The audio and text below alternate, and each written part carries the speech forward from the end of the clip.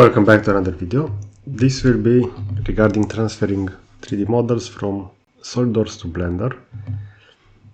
And we see over here a car that has been created within Surface Design.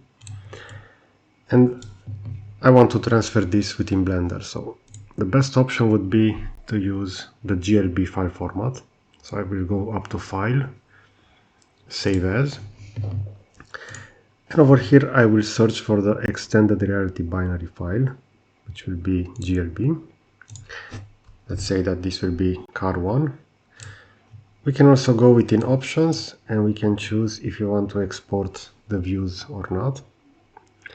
Over here are the cameras. In this case I will leave it like default and I will click save. Now if I will start Blender, I will start Blender over here, let's say 4.3, which is the newest version. I will go to File, Import, and I will select the GLB file over here.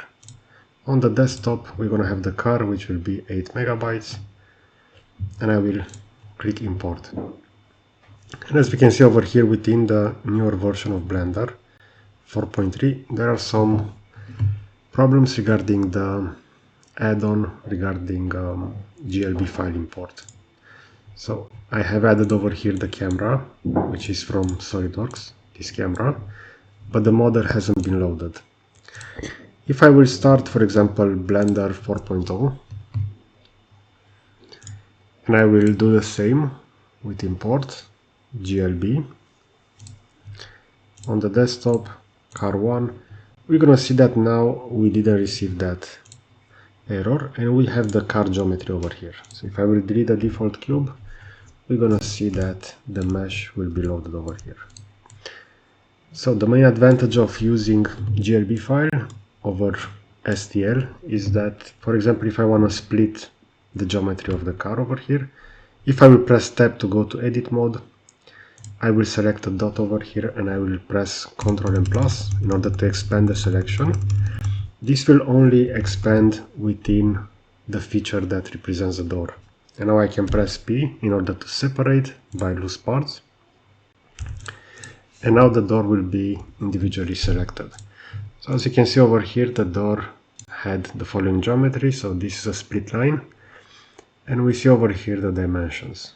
We see that the car is not at the true size scale. So this is a lot smaller.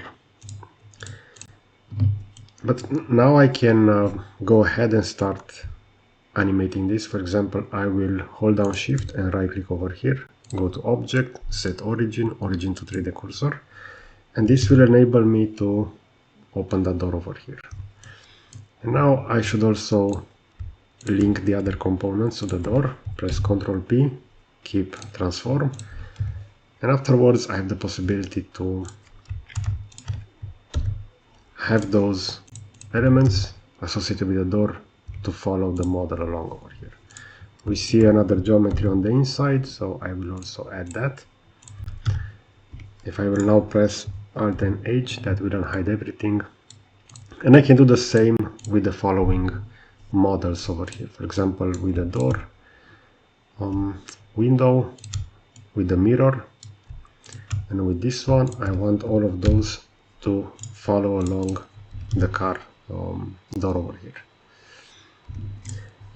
Now another approach would be to use STL, as I said previously, with file save as. We can also have this exported as an STL file. I will leave this as car. That now created like this. We can also make the model with much more details within the export option. But now within Blender, if I will go to File, Import, and I will select that STL, we want to have it loaded over here. We see the size of the STL will be different. So this is 1000 times larger. So I'll just press S to scale. I will add a factor of 0.01. And now I will rotate this along the X-axis in order to make it the same as a GLB file. regarding the orientation. And as we can see over here, the STL will be much more triangulated, so I can have this shaded smooth, but it will look a little bit off. And if I'm gonna compare this to the wireframe of the GLB file, we're gonna see how those will be not that different in terms of polygon count, but in terms of visual appearance, there will be a lot of visual differences. And for the STL, if I will try to do the same to split the door, you're gonna see that the selection will also further expand, so I need to be careful with the expand.